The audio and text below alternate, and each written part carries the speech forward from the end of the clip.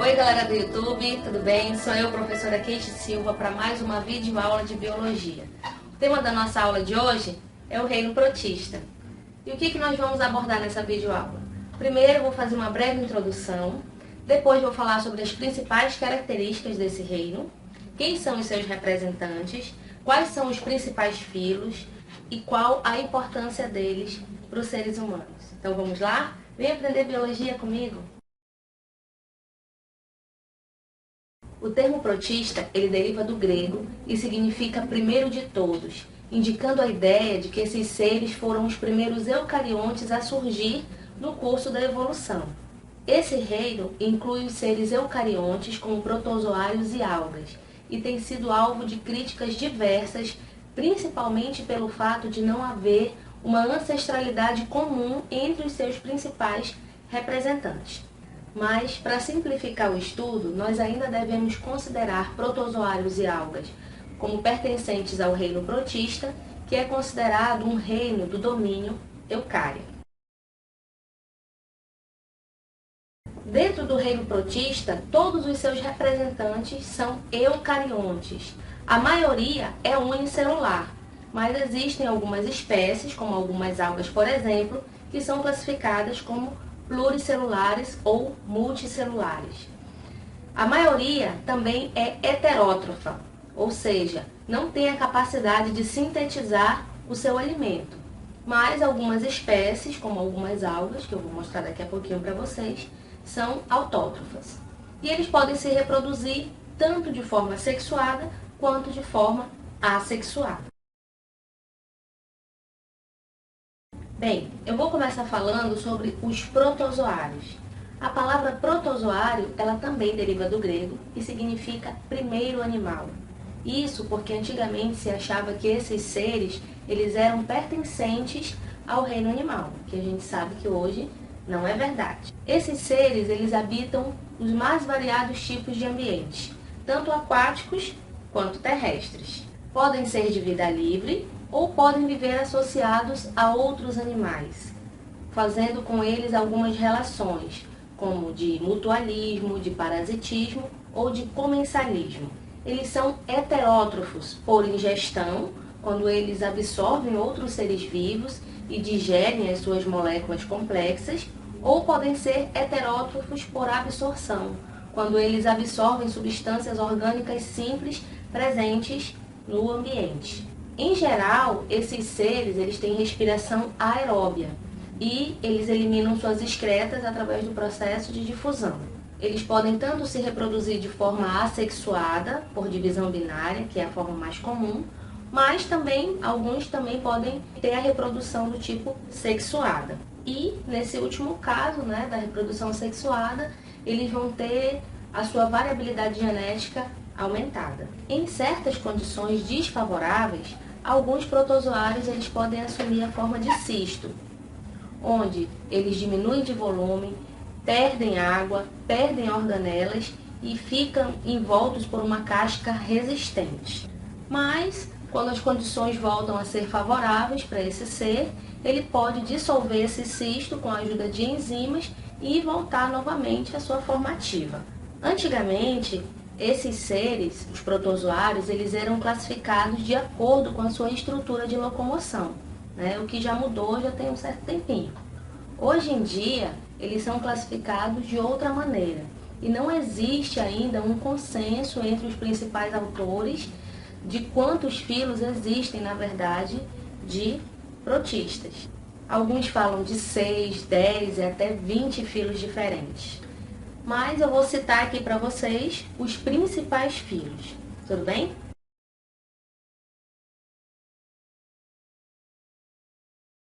Bem, eu vou começar falando para vocês sobre os amebozoários, que pertencem ao filo Rhizopoda.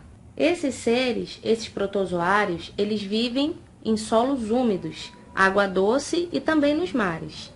Eles podem ser tanto de vida livre quanto parasitas. Eles se locomovem por pseudópodes, que também servem para a captura de alimentos. O que é de maior importância médica para os seres humanos é a entamoeba histolítica, que é a causadora da amebíase. O ser humano, ele se contamina com a amebíase ao ingerir alimentos ou água contaminados com cistos de amebas. Os cistos liberam amebas que se dividem e invadem o nosso intestino grosso. As amebas, elas podem viver se alimentando apenas de detritos e de bactérias, mas em certas circunstâncias, porém, elas podem invadir a mucosa intestinal e provocar feridas. E às vezes elas podem atingir o fígado ou outros órgãos e provocar lesões. E como os cistos são eliminados pelas fezes, uma maneira de prevenir essa doença é manter os hábitos de higiene pessoal, né? Lavando bem as mãos antes de comer, depois de sair de usar o banheiro, e também manter os serviços de saneamento básico, de privada, fossas ou esgoto. E essa doença ela pode ser curada com o uso de medicamentos. Bem, o segundo filo que eu vou falar para vocês é o filo Diplomonadida, onde estão presentes os diplomonadidos, né, que são seres heterótrofos, que podem ser tanto simbiontes quanto parasitas, que possuem duas organelas que são derivadas das mitocôndrias, que são o hidrogenossomos, que está associado à produção de ATP de forma anaeróbica, e os mitossomos, que são muito pequenos e, como eles são recentes, ainda há muitas dúvidas sobre as funções dele dentro desses seres. Os dois, tanto os hidrogenossomos quanto os mitossomos, eles têm uma membrana dupla, mas sem DNA, né? Um exemplo importante para a saúde humana desse filo é a Giardia lamblia, causadora da giardíase, ou a Giardia intestinalis. E eu vou explicar agora para vocês como é que se dá o ciclo de vida desses seres dentro dos seres humanos. Bem, a giardíase, ela é causada por esse protozoário, a Giardia lamblia ou Giardia intestinalis. Ela é transmitida para o ser humano através da ingestão de água e alimentos contaminados e também quando a pessoa não tem hábitos de higiene muito saudáveis, né? Como colocar a mão suja na boca.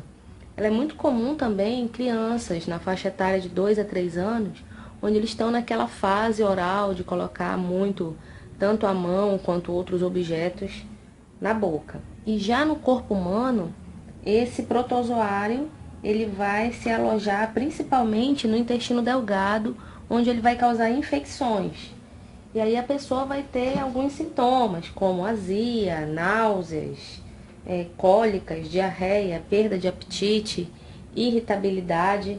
Então, a melhor maneira de se prevenir desse protozoário é tendo cuidado ao ingerir alimentos e água, né, para que eles sejam tratados, os alimentos bem lavados antes de você ingerir, e não ter o hábito de colocar a mão suja na boca. E o terceiro exemplo que eu tenho para dar para vocês é o filo Parabasilida, ou os parabasálios, né, que são protozoários também que possuem hidrogenossomos, que é aquela organela que eu falei anteriormente para vocês, que está associada à respiração anaeróbica.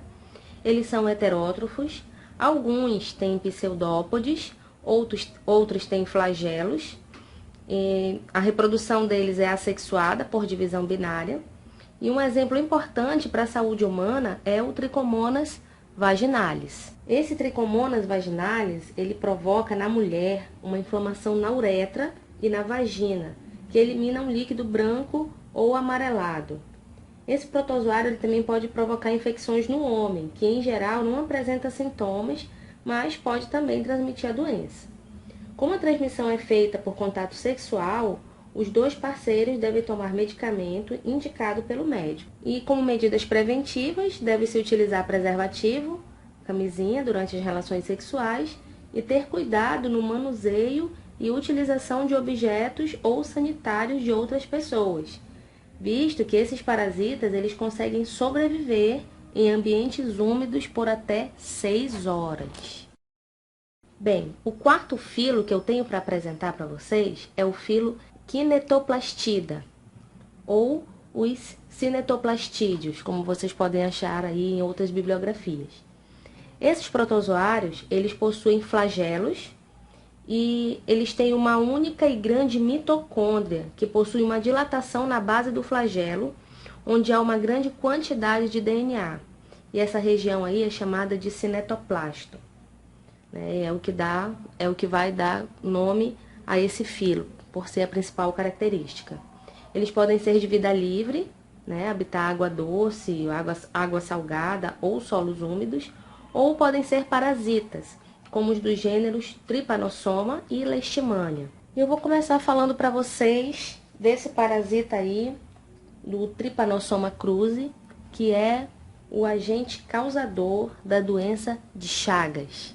E essa doença, lembrando que ela é assim chamada, em homenagem ao cientista brasileiro, Carlos Chagas, que é o descobridor do ciclo dessa doença que aconteceu no início do século XX. E ela é provocada, como eu falei, pelo Trypanosoma cruzi. E o cruzi, ele se refere ao cientista Oswaldo Cruz. Essa doença ela é transmitida por percevejos triatomíneos, ou Triatoma infestans, conhecido popularmente como barbeiro ou chupans. Em outras regiões, ele pode também ter a denominação de procotóis ou bichos de parede. O barbeiro, ele contrai o protozoário de animais silvestres, que são chamados de reservatórios naturais, como o tatu, o gambá e o macaco, ou de uma pessoa que já esteja doente. O protozoário sai pelas fezes do inseto, e ele defeca ao sugar o sangue do indivíduo e penetra pelo orifício deixado pela picada ou pela ferida feita quando a pessoa se coça. Então o bichinho vai lá tirar o sangue da pessoa, porque esses insetos, eles são hematófagos. Então, quando ele vai tirar o sangue da pessoa, ele acaba defecando.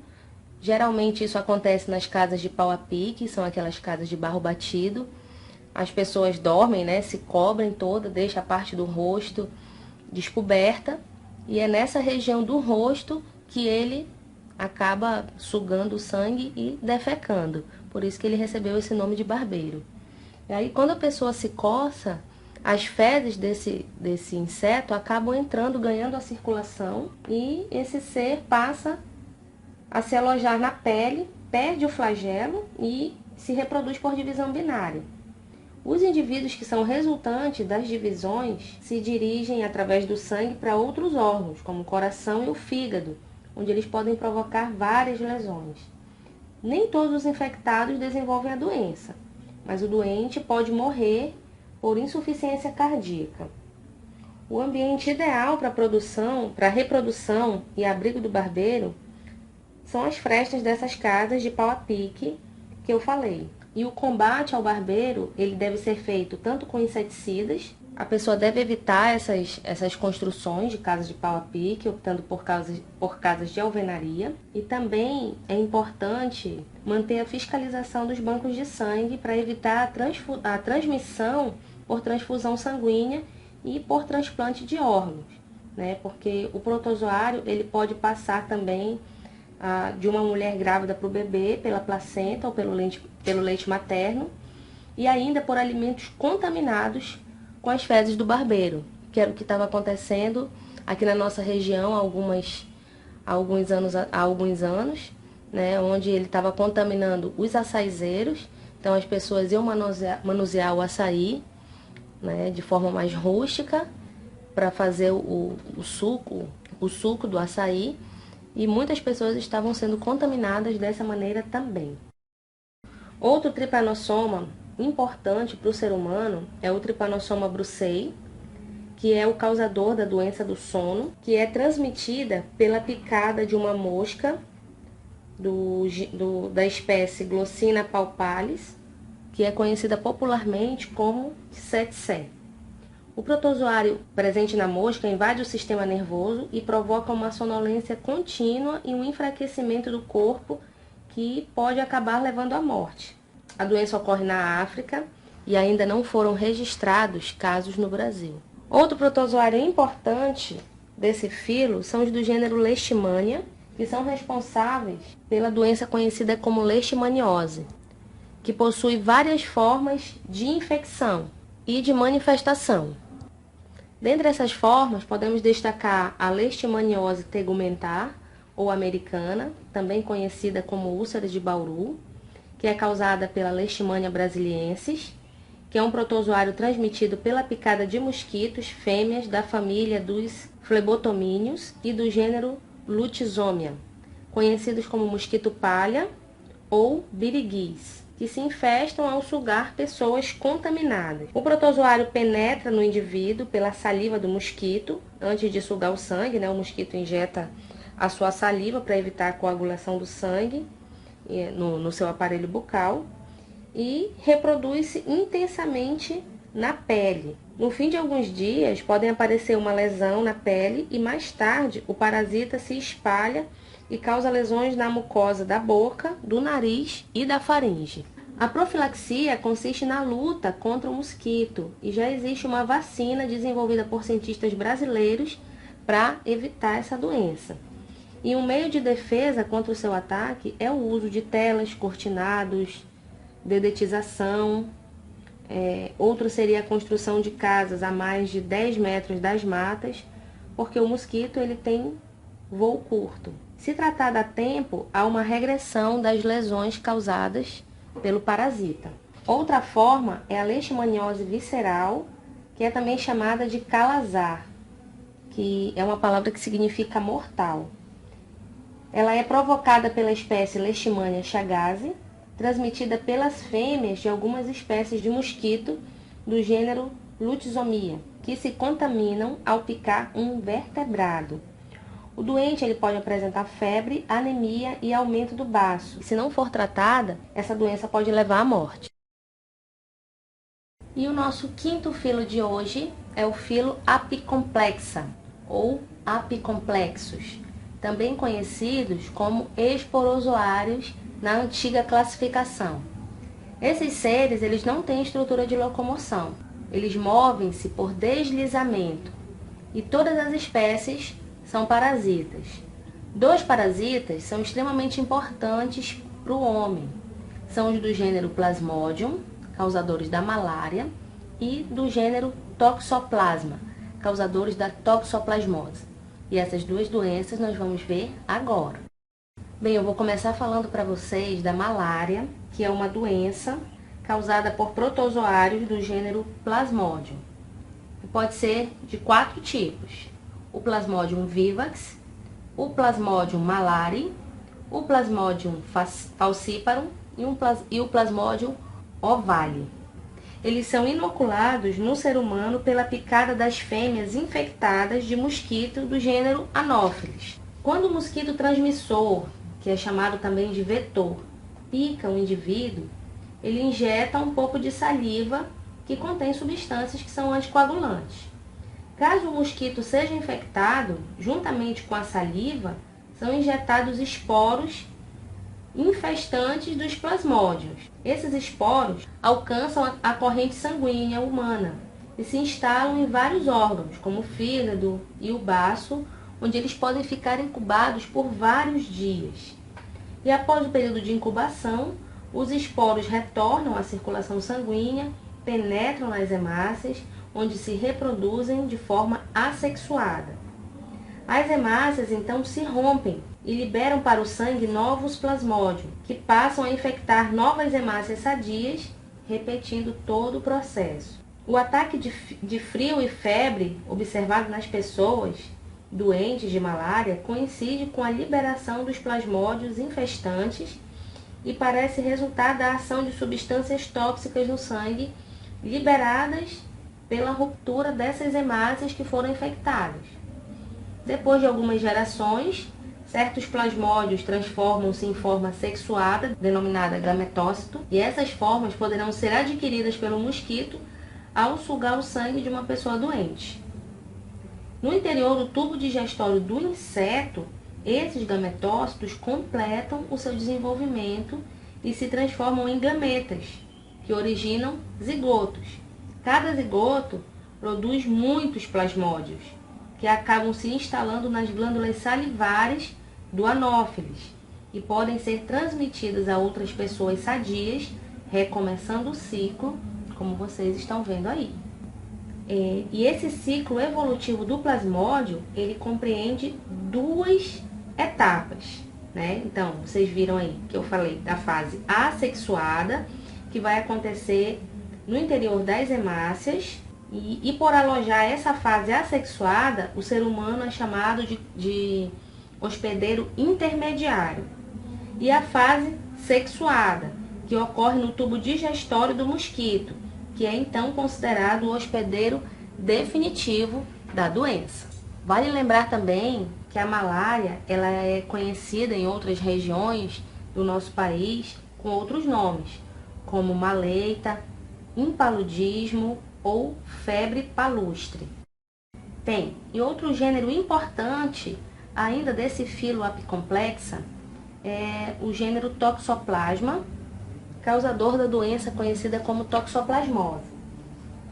Essa doença ela é causada pelo protozoário Toxoplasma gondii, que é transmitido pela ingestão de cistos presentes nas fezes de gatos, que podem estar presentes no solo, na areia ou até mesmo nos pelos do animal, e em carnes cruas ou mal cozidas. Às vezes o doente não apresenta sintomas, ou em outras, a febre e aumento dos linfonodos. Mas, em geral, a doença desaparece sem nenhuma consequência para o organismo. Mas pode haver lesões nos olhos e em outro órgão. E em outros órgãos. Mulheres grávidas que desenvolvem a doença correm o risco de transmiti-la ao feto, que poderá apresentar lesões tanto no cérebro como em outros órgãos. E a prevenção consiste em evitar o consumo de carne mal cozida, não beijar animais e nem deixá-los lamber o nosso rosto, lavar as mãos depois do contato com animais ou com a terra por onde eles passaram, e alimentar esses animais com comida cozida ou ração, né? Evitar dar comida crua para esses animais. E a mulher que pretende engravidar, ela deve realizar um exame específico para saber se ela tem ou não essa doença. O sexto filo que eu tenho para falar para vocês é o filo Ciliófora, né? Dos ciliados, que são protozoários que possuem cílios, que são estruturas usadas tanto na locomoção quanto na captura de alimentos.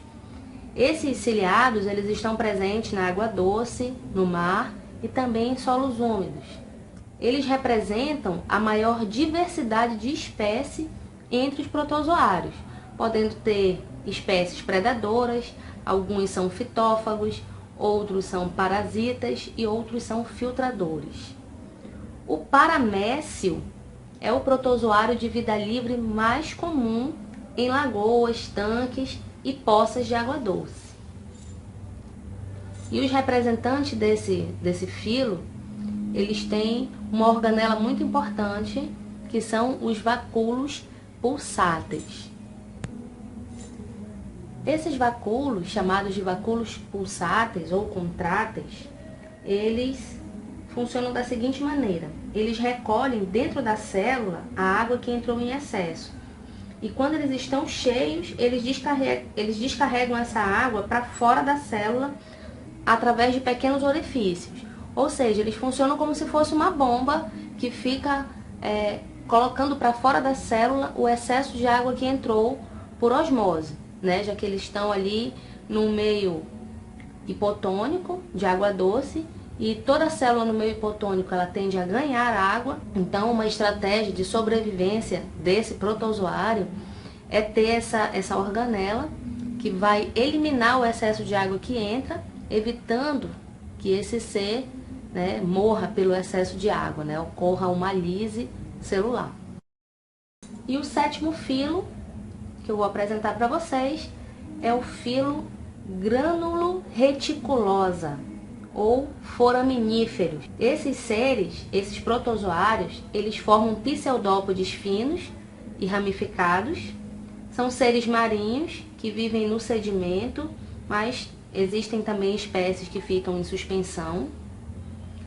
Eles têm um exoesqueleto de carbonato de cálcio e os fósseis desses seres já encontrados são usados por geólogos como indicadores de locais onde há petróleo.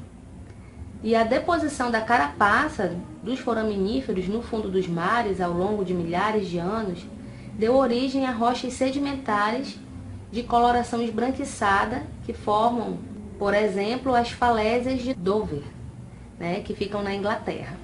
O 8º filo que eu vou apresentar para vocês é o filo Euglênida, dos euglenoides, ou Euglenófita, pela antiga classificação.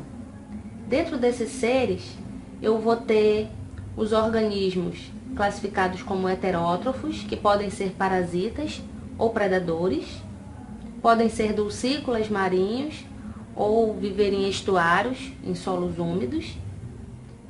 E um dos que mais se destaca é o gênero Euglena, que é o mais conhecido. Alguns são clorofilados, como as euglenas, mas a maioria é heterótrofa. E é importante ressaltar que algumas euglenas, mantidas no escuro, elas apresentam regressão dos seus cloroplastos e passam a ter uma nutrição heterotrófica. Lembrando que as euglenas, elas são espécies de algas. E entre os heterótrofos, posso destacar para vocês o peranema, que é comum em água doce e que se alimenta de outros protistas. Os representantes desse filo, eles têm em geral 2 flagelos e eles se reproduzem de forma assexuada por divisão binária. Eles armazenam paramilo no citoplasma, que é um carboidrato de reserva. Então esse foi o primeiro filo, que eu falei para vocês, onde estão presentes tanto os protozoários quanto algas. Próximo filo, 9º filo que eu vou apresentar para vocês, são os dinoflagelados, ou dinófita, ou pirrófita, que fazem parte do filo Dinoflagelata. Esse prefixo dino, ele significa terrível, e esse prefixo pirro, de pirrófita, significa fogo. A maioria dos representantes desse filo é marinha, mas existem algumas espécies que são dulcícolas, de água doce. Eles são unicelulares, ou podem formar colônias. A forma do corpo é bem variada, mas geralmente há 2 flagelos que se dispõem de forma característica. Um flagelo circunda a célula, fazendo-a girar, e o outro fica na região posterior e serve para empurrar essa célula para frente. Então, como vocês podem notar aí, é um flagelo bem diferenciado, bem característico dessa espécie aí de dinoflagelados. A metade das espécies é heterótrofa e algumas espécies exibem bioluminescência no mar. E eu vou falar desse fenômeno daqui a pouquinho. As formas autótrofas são importantes produtores do ecossistema marinho. E como a gente já sabe, as algas deveriam ser consideradas o verdadeiro pulmão do mundo, já que boa parte do oxigênio que elas produzem é lançado para a nossa atmosfera. E essas formas autótrofas, que são marinhas, elas apresentam, além das clorofilas A e C, elas apresentam também a peridinina, que é exclusiva desse grupo. Elas têm o amido como substância de reserva. Bem, em relação à capacidade de exibir a bioluminescência que alguns representantes têm, é um fenômeno que pode ser percebido à noite sob a superfície do mar. E outra coisa interessante é que quando esses dinoflagelados eles têm uma explosão populacional, isso pode ocasionar o fenômeno conhecido como maré vermelha, como vocês podem ver aí. Então, a maré vermelha é um fenômeno causado pela reprodução exagerada desses dinoflagelados, das pirrófitas. Por isso, o nome de pirro, que eu falei no início, que significava fogo, dessa coloração avermelhada delas. E nesse fenômeno, ocorre a produção de uma grande quantidade de substâncias tóxicas, feitas por esses seres autótrofos, por essas algas, que são eliminadas na água e que pode provocar a morte de vários seres, como peixes, crustáceos, tartarugas, focas, etc. E o 10º filo que eu vou apresentar para vocês é o filo Straminófila, né, onde estão presentes as diatomáceas ou bacilariófitas, né, que também possui algumas espécies de algas como representantes. Podem ser marinhos ou dulcícolas, unicelulares ou coloniais. Eles são autótrofos e os seus pigmentos fotossintetizantes são as clorofilas A e C e o carotenoide fucoxantina. Eles têm como substância de reserva lipídios e a crisolaminarina. A parede celular desses seres é rígida e é denominada de frústula ou carapaça, que é impregnada de sílica, né? E nessa parede celular não há celulose. E esses seres, que eram classificados anteriormente como algas douradas, né, as diatomáceas, eles são de extrema importância para o ser humano, porque como eles possuem uma carapaça de sílica, né, de areia, muito dura e transparente, o ser humano ele tem usado esse material para várias aplicações, como por exemplo para fazer isolantes térmicos na confecção de garrafas, na confecção de cosméticos, pastas de dente, na fabricação de filtros e também na fabricação de tijolos para a construção de casas. Além disso, eles também podem ser usados na fabricação de sorvetes, doces e gelatina. Essas algas se locomovem por deslizamento, sem cílios e sem flagelo, e podem se reproduzir tanto de forma assexuada, por divisão binária, quanto por forma sexuada, pela formação de gametas. Bem, e até então, todos os filos que eu apresentei para vocês, a maioria era de representantes de protozoários. Só os 3 últimos que eu apresentei, os filos Euglênida, Dinoflagellata e Straminófila, já tinham seres que eram tanto representantes protozoários quanto algas. E agora eu vou apresentar para vocês só a parte das algas, que eram chamadas de algas pluricelulares. E eu vou começar falando para vocês das algas pardas ou feofícias, as feófitas. Essas algas, elas são principalmente marinhas. Há representantes de grande porte, que chegam a ter em média 60 metros de comprimento, e são conhecidos como kelps, que chegam a formar as extensas florestas aquáticas localizadas nas costas frias e temperadas dos continentes. E aqui no Brasil, elas estão presentes no Espírito Santo e chegam a ter no máximo 4 metros de comprimento. Elas são então macroscópicas e têm também a capacidade de flutuar na água. As suas células possuem parede celular, têm clorofilas A e C como pigmentos fotossintetizantes, além do carotenoide, chamado de fucoxantina, que lhes dá a coloração marrom, que é típica dessas algas, que tem a cor parda. E essas algas têm a laminarina como sua substância de reserva. O segundo grupo de algas que eu vou apresentar para vocês são as algas vermelhas ou rodofícias, as rodófitas, que são marinhas, dulcícolas ou habitam em locais úmidos, sendo encontradas, por exemplo, sobre as rochas e troncos de árvores. Algumas são unicelulares, mas a maioria é pluricelular ou multicelular. Os pigmentos fotossintetizantes são as clorofilas A e D, e as ficobilinas são as substâncias responsáveis pela coloração vermelha, né, que é característica dessas algas. Substância de reserva delas é o amido das florídeas. Muitas são apreciadas na alimentação humana, né? A principal é a nori, que é utilizada principalmente no preparo de sushi, né? Muito conhecido aí da cozinha oriental, mas que já faz um grande sucesso, né, aqui no nosso país. E outra coisa que foi descoberto recentemente é que essas algas, elas também têm sido usadas no combate ao escorbuto, né, que é uma doença causada pela carência de vitamina C. Isso porque elas apresentam um elevado teor de ácido ascórbico, né, de vitamina C. Vale ressaltar que essas algas também, as rodófitas, elas também são muito utilizadas em laboratório para extração de agar, que dá a consistência das culturas bacterianas que são feitas. E também pode ser usado na fabricação de colas, gelatinas, balas, etc. E para finalizarmos a nossa aula, as algas verdes ou clorofíceas, as clorófitas, que podem ser uni ou multicelulares. Elas são principalmente aquáticas, mas também são encontradas em locais úmidos, sobre rochas e troncos de árvores.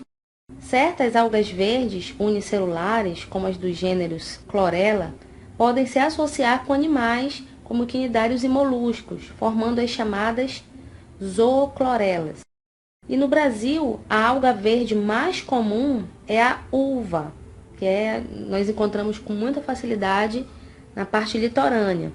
E elas são chamadas popularmente também como alfaces do mar. Essas algas apresentam as clorofilas A e B como pigmentos fotossintetizantes e também possuem carotenoides. A substância de reserva delas é o amido, e elas formam um grupo muito diversificado. E uma coisa importante é que as plantas terrestres derivaram de um grupo de algas verdes, e isso pode ser evidenciado pela presença dos mesmos pigmentos fotossintetizantes presentes nessas algas verdes e que também é encontrado nas plantas terrestres e também na substância de reserva. Bem, gente, eu sei que esse conteúdo foi um pouquinho longo, porque, como eu falei para vocês, é um reino muito diversificado, mas eu espero que vocês tenham gostado. Curtam, compartilhem, porque com a gente, ciências é show!